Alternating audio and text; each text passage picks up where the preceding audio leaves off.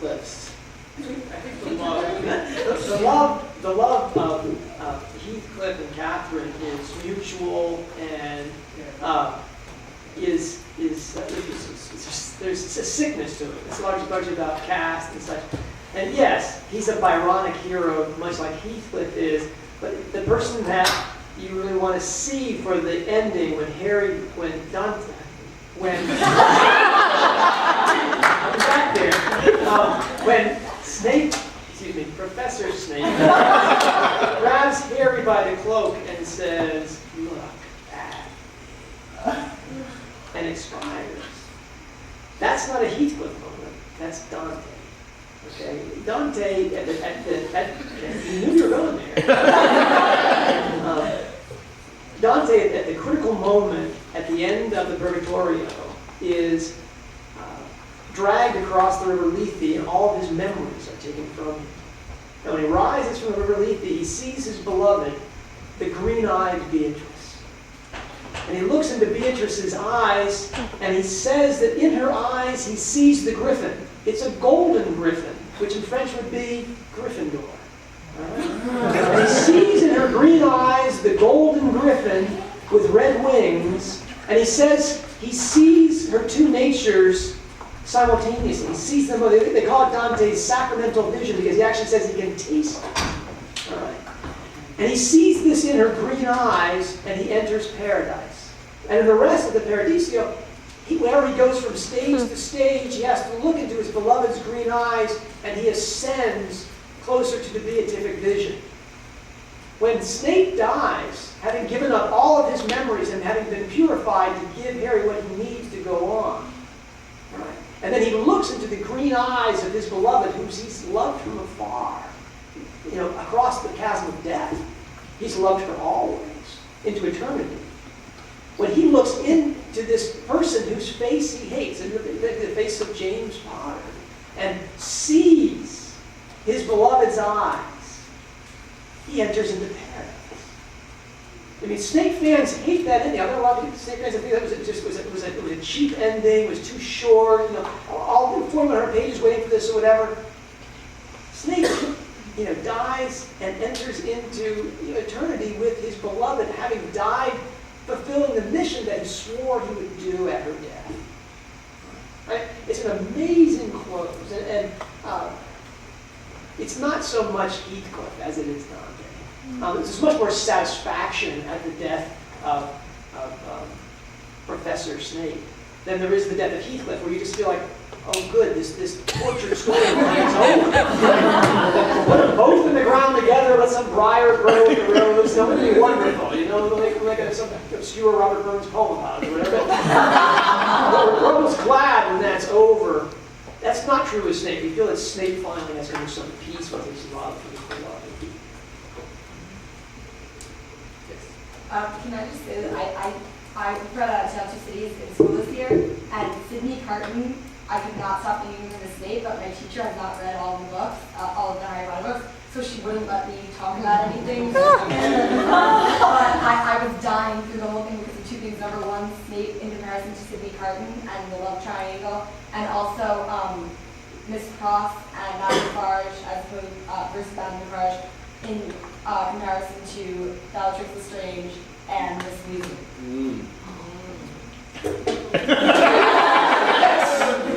We have a new Potter pundit, right?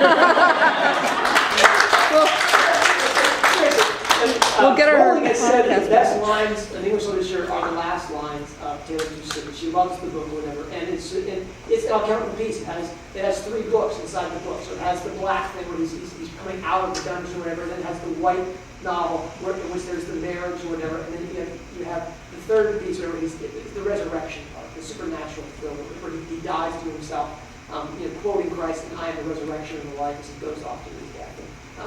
Far better thing I've ever done. It's never far better place I go to. That is what Harry does when he marches into the forest. That really, it's not so much Snape is Sydney Carton as Harry Potter is Sydney Carton. Except, of course, Harry hasn't done anything. Harry walks away from it. Harry's head is a rolling basket. He doesn't say it. Okay. Nagini's head. No, seriously, that's a very good point. Shakespeare, he writes this during the Shakespearean revival. It's really the Shakespearean set piece. It's the shortest, really, it's the greatest novel, it's the most popular novel of all time, Tale of Two Cities. And Rowling borrows heavily from magnificent. If you wanted to pursue something like this, say in a master's thesis, sadly, you would have to hope that your professor was a Rowling reader. This is problematic because I get emails with some regularity about someone who wants to do a dissertation, but the potential major professor is a non-reader and plans to remain that way. And there's nothing I can do or say to change that. It's problematic. Well, actually, we could drag away from Tale of Two Cities to Elliot Dickens' novels. Because I'm going to take a little bit away from allegorical analysis here, but Dickens, Dickens is actually the first 19th century British novelist I think of in association with her. The sprawling quality of the novels, the many satiric elements. I mean, Dolores Umbridge and Rita Skeeter could totally come out of a Charles Dickens novel. The way she satirizes the culture around her, the way Dickens did. She writes in terms of length almost as if she's being paid by the word.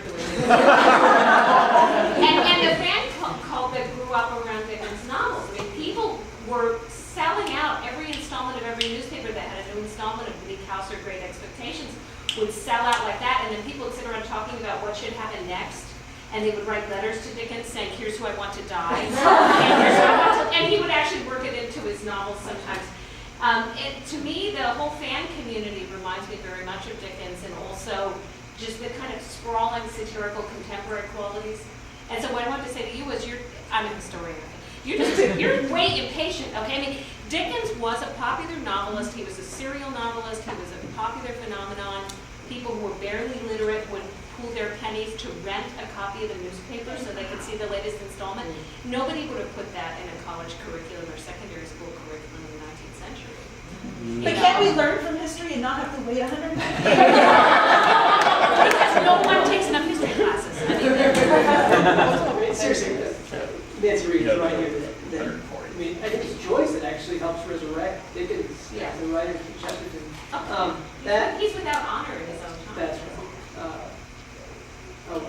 I agree with you. Jane Austen and Charles Dickens are basically she's the melange of Dickens and Austen. She obviously loves Austen. She said she read 20 times in a row before she started writing the books, and it can show. So you've got Pride and Prejudice with wands, but the sweep of the books is Dickensian. And my favorite part is she clearly borrows from Dickens is the cryptonyms, that where the names are loaded. What's your favorite name, guys? Well, it's pretty weird name. They're interpreted on the names. Hermione Granger, right? If you pronounce her middle name, it's John Granger. John Granger. All of her names are Dickensian. Yeah. James? I probably drink a mouthful. I had a first-year students once, and I was talking a little bit about some of the differences in names in a certain series of novels where the name Edward Cullen is the name Edward Cullen, and you don't have any place much to go from there. It's actually Edward Mason, which is a real loaded meaning, but Most people don't have anywhere to go from there. Draco, what do you know? Draco with roots that mean dragon or beast, and Draco the ancient lawgiver, Draconian laws, and then Malfoy, bad faith, and so I finished a little 30-second version of that, and one of my students said, "Do you think that's on purpose?" So that would be And I was beat up on this. We're going to do a Power Pundits show soon for just on names to go through this and do a breakdown of names. But I was beat up on this hard and early. And then in 2002, I said that Harry Potter. Sorry, I should not talk about it. And John the Martyr. Don't tell the martyr story. No.